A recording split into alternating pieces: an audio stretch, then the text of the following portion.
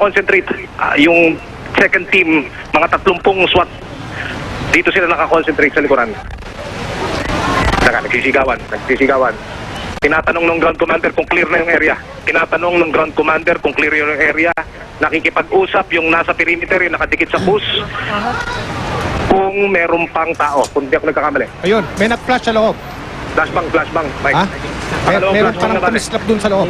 Pangalawang flashbang. Parang flash ng camera. Flashbang. Ayun ba, pumasok na yung Mike mula dito sa aking pwesto. Pumasok na yung ambulansya ng MMDA. MMDA, papunta. Nasa harapan na siya ng Quirino Grandstand. 10 meters away sa tourist bus. Binibigyan ng direksyon itong SWAT. Diretso. Teka, may bit sila. Ano yung bit? May bit yung SWAT. Ito na, dito naman sa dako namin, kung nakaharap ka sa grandstand sa kaliwa sa dako namin, ito na yung kulay pulang ambulansya na kanina nakapa. Ito, umaharipas na rin, papalapit dun sa bus. May nakikita ko krus na pula, hindi ko alam kung Philippine National Red. Ewan, nakikita mo ba yan dyan? Pangalawa na yung ambulansya. Ambulansya, ano? Yung pula? Oo, yun. Galing yan dito, ayan. Kung may pwesto na mga ambulansya.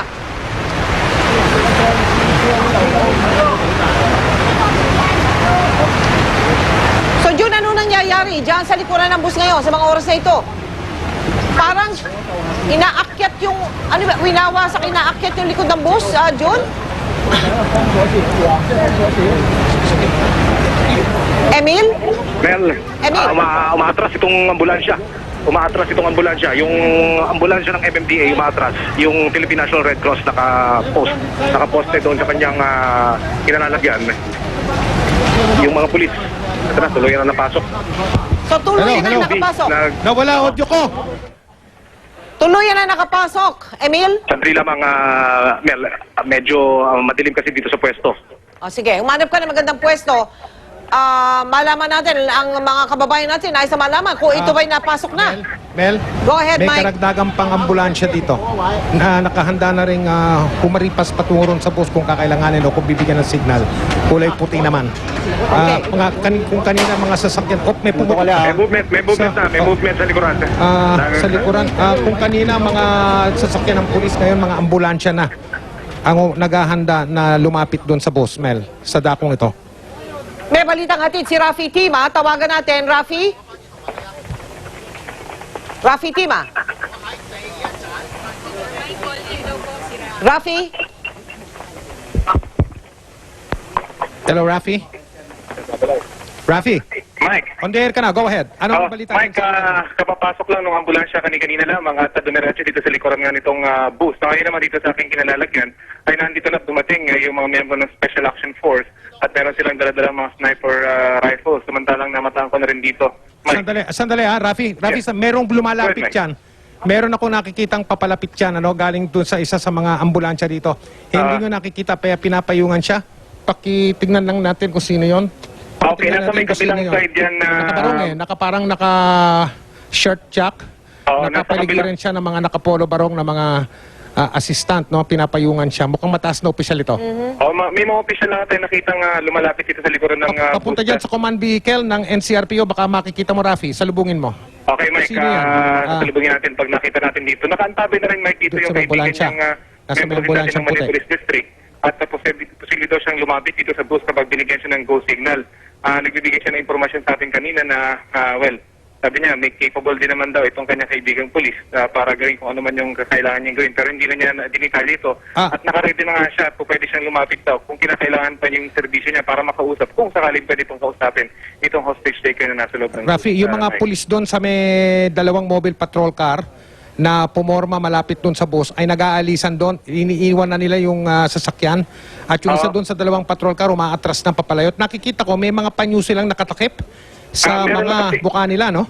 Kahit dito kasi sa ating lugar, Mike, medyo naaamoy na rin natin yung... Putok, rapido. Retrat, Rafi, arma na ito. Ang daming putok. Automatic gunfire, Mike. Automatic fire. Nakita natin na galing sa loob Automatic fire. yung putok. Hindi natin alam kung sino Automatic natin, fire. pero apparently ay dito sa direction na to, Mike. Kaya kung sinilin natin sa scaffolding dyan ay pwedeng buwaba. Dahil ito yung direction, Mike, itong putok. Automatic fire. Dito sa mga mobile patrol car. na naka-impil dito sa ating gilid at dyan sa inyong pwesto, Mike. Ito yung line of fire. At kaya't pwede siguro kaila lahat dumapa dahil optic gunfire na itong pinakawalan. Kitang-kita, Mike, siguro kung kawan yung ating video, ay galing ito sa loob nitong booth. At kanina, Mike, yung sinasabi ko ay naamoy na rin kasi natin yung tear gas na galing sa loob. Kung kaya't itong mga pulis na sa may tagiliran kanina ay nagtatakita ng kanilang mga ilong dahil yung alingasa o yung masakit na napakiramdam sa ilong ay nararamdaman ng kahit konti dito sa ating lugar. I assume doon sa kanilang lugar ay mas matindi sakit sila ng ilong. Yun din kanina yung narinig nating problema kung kahit hindi kagad nakapasok itong ilang membro ng SWAT sa likurang bahagi nitong bus kung saan nabuksan na yung emergency exit kasi yung karamihan sa kanila ay walang dalang gas mask. Rafi? At pagamat na nasisilip nila yung looban, Rafi? hindi nila ito mapasok dahil nag-aalangan sila dahil nga dito sa may tear gas na ipinasok nila sa loob. At biglaan lang nagkaroon ng putukan kanina. So, Rafi, At yun nga lamang, ay meron ng sunod-sunod ulit na automatic gunfire, Mel, Mike. So, Rafi, tama bang sabihin na buhay pa yung hostage taker sa loob ng bus? Well, yun na nga pwede nating assume, Mel, dahil galing sa loob, kita-kita natin. Dahil kanina na parang may lal na, may tinamaan dito. May tinamaan dito, may tinamaan dito. May tinamaan dito sa may lugar namin.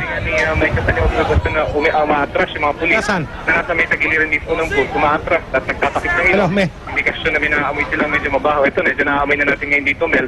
Biglang ang nagpaputok mula doon sa loob. So, in-assume natin at automatic gunfire pa ito. Maalala naman natin na merong bit-bit na M16 rifle itong hostage taker, Mike, Mel. Mike, come in, Mike.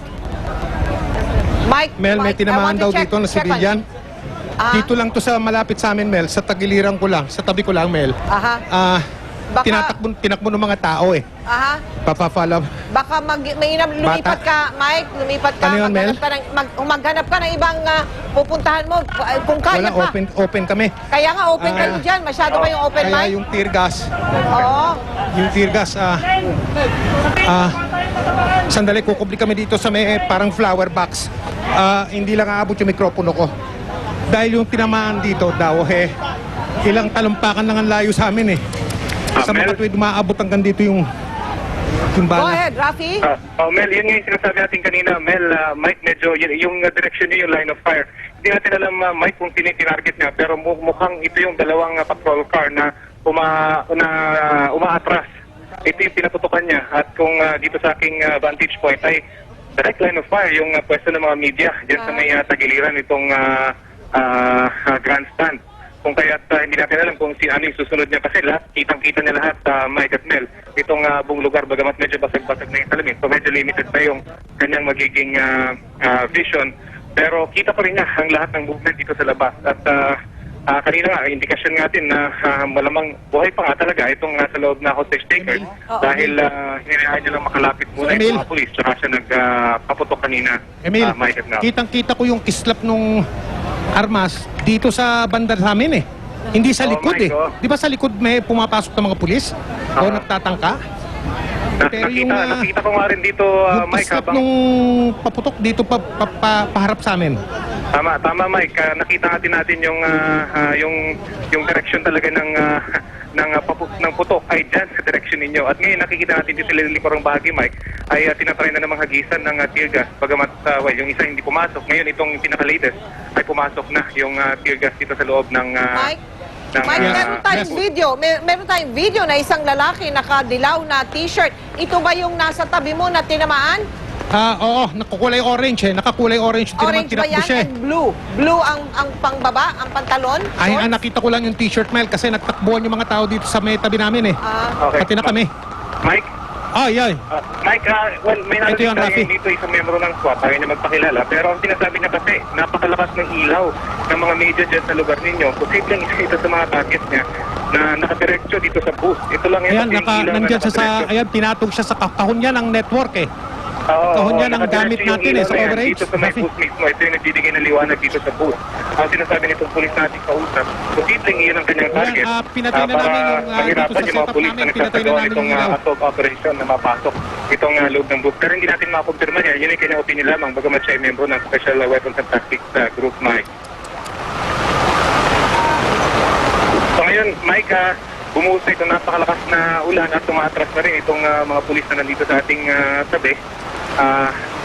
Kanina nga ay naramdaman na natin yung tear gas dito sa ating pwesto. At okay, pinapatras na naman tayo. Hindi natin alam kung anong movement meron sila dito sa looban. Pero ang sinasabi nito ating kausap na Special Weapons and Tactics Group Officer ay pwedeng sino na ang kanyang targetin. Yun nga kanyang sinasabi, wala na siyang sisinuhin. At tulad nga na nakita natin kanina, yung volume of fire na kanyang pinakawala